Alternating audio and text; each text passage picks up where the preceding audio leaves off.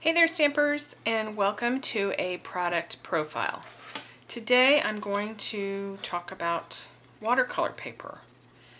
It has taken me 7 years before I bought this, and it's really stupid because I do this technique called a dry aqua painter.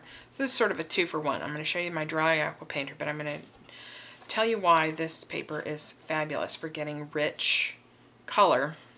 There's a set of markers out there that are not Stampin' Up! That stampers love, but they're super expensive, and there's a bit of a learning curve, and I don't have that kind of disposable income. So I've sort of developed this technique with a small fine tip aqua painter, and it's dry. There's no water in the barrel. It's empty, and it's always empty.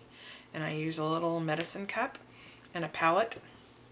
And this is, it's really beautiful, rich color.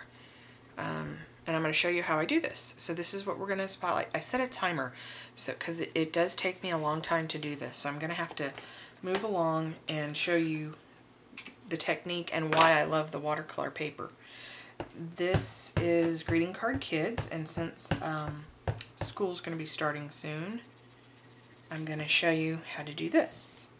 So you want your image inked, and I use StazOn and stamped. And then for the card that I'm making, I always pull out the paper I'm going to use. So on Friday, when it's Use It Up Friday, you're going to see it with Playdate. So I pull out the paper, and I always have it near me, knowing what I'm going to use. And so that's how I select the colors that I'm going to. You're going to probably see my head a couple times. I'm going to try not to, but normally when I'm doing this dry aqua painter, I'm right on top of the image, and I have old lady readers on so I can see what I'm doing. So I go ahead and I get my markers out, and using the brush tip, I lay out some colors on my palette, and I'll leave it there. So the watercolor paper, I do this a lot and have for years on Whisper White, and it's lovely, but the watercolor paper absorbs more color and gives you a richer, deeper color, and allows you to make layers. If you can see how I've got this darker here, and it blends out, and where you would see it naturally darker on his shirt under the collar, and it very easy to do. So I take the aqua painter and I've wet it. The brushes are designed to hold water even if it's not in the barrel. So if you want a real wash of color, then you keep it wet. And this is something you're just going to have to play with. I always wipe it on my hand, and I can tell how much water it has and if it's too wet. When I'm just starting out, I don't want it too wet. When you put your brush in the ink, it puddles and spreads color, you know your brush is pretty wet. If it's just picking up color like mine, that's probably the right dampness. So I start with whatever. Today I'm starting with the dress, and I'm going to go, the light is coming this direction, so I'm going to start over here on the opposite side where it's going to be darkest. And sometimes I start just by brushing under her arm where it's going to be darkest. There'll be a natural shadow there, and just pull that down because I know I'm going to come back and lay more color. So that is one way. Another way is to pick up a little more color, start back where you were, where it's going to be darkest, and then just, when your brush is too dry, how to tell? You'll start getting individual brush marks instead of a sweep of color. And that is the time to dip in. But you can see I'm still laying color. You're thinking, well, that doesn't look like what you've done. No, it doesn't, because I go back and I lay more color. And so when I need a little more water, I don't know if you can see this, I just dip the very teeny tiny tip in, and I come over here, and you can see it's not making a puddle. And then I go back to where it's going to be darkest, and I start laying that in again. And this time, see how much richer the color is?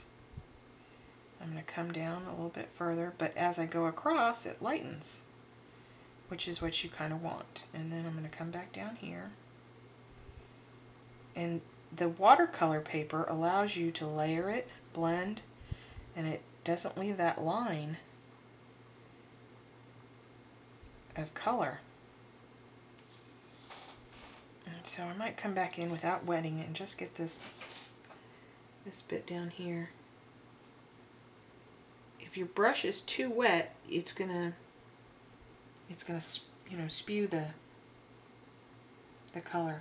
If it's you're gonna have to play with it and practice, but you can do this, and it's very easy. You can just add more color or pull it down or however you want to do it. But I think it looks so pretty, so I'm going to let that dry. And I'm not going to do this whole image because I don't have the time. So I cleaned it. It's really wet. I can feel, you see how much moisture is coming off? I can feel that it's way too wet. It stores it up here. I think it soaks it up a bit. So I just start my hand. The back of my hand is the best way for me, but whatever works for you.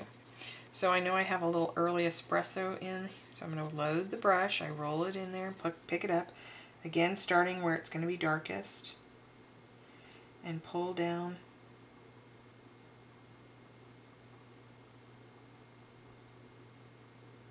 And then just roll your brush. Careful up in the details. Going, and it'll get lighter as you pull across, which is what you want. And it's still wet. It's not really wet, but it's still wet enough for you to come back in and blend these little bits. It's going to be darker right here.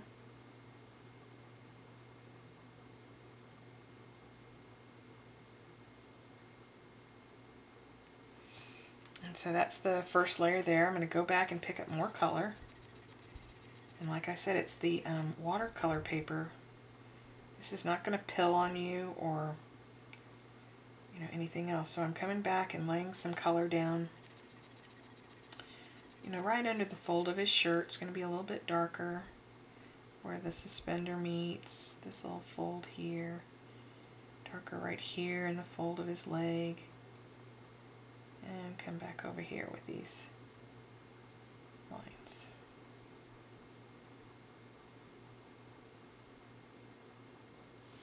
So however, whatever appeals to you. And then I clean the brush. So we've done half of her dress and half of we've done his shorts. For the skin tone, I use Blushing Bride, and here's one thing I do want to show you. So I would go about and do the rest of it all just as I've done the shirt and the dress, the shorts and the dress. But for the skin tone, I want to show you. Here's Blushing Bride right here. I'm going to go in and not just the tip. I'm going to go in about halfway, and I'm going to see how the water puddles, and that's what you want because we're thinning it out for the skin tone. And again, start at the hairline where it would be darkest, and then pull down just with a brush stroke, just straight little brush strokes. And arm. And you want to just let these dry. If you get a little,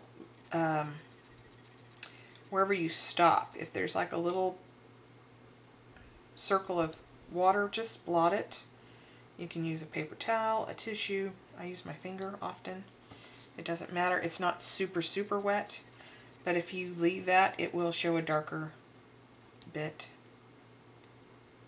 And it seems to only matter most on the skin tone since it's such a light color. And don't forget his little neck. Come over here, do his arm. And my little pile has dried, so I'm going to add a little more water and then do his face. And then, once I've done everything and it dries, I pick up a little more water and then a teeny tip of red. And I go back to that pink and I dilute it with that teeny bit of red to do her cheeks.